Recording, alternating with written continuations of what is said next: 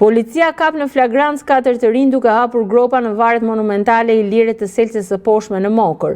Të rinjt janë kapur pak momente më parë nga inspektori i policisë së zonës, i cili është njoftuar në rrugë operative nga banorët të fshatit se kishin parë të rinj me detonator me atalesh duke gërmuar në pjesën anësore të territorit arkeologjik.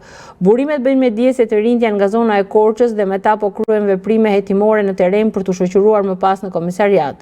Kjo është hera e parë që policia kap në flagrancë persona që gërmojnë për të gjetur metale apo objekte arkeologjike me vlerë në varet Ilire.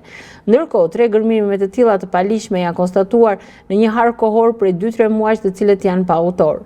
Varet Ilire të Selcës, që përkasin shekullit të 4 para Krishtit, janë unike për nga lloji i tyre në të gjithë Europën. Ato janë shpallur zona A arkeologjike për futjen e personave që kërkojnë objekte arkeologjike në to është tepër e lehtë, pasi zona nuk është rrethuar nga Ministria e Linjës.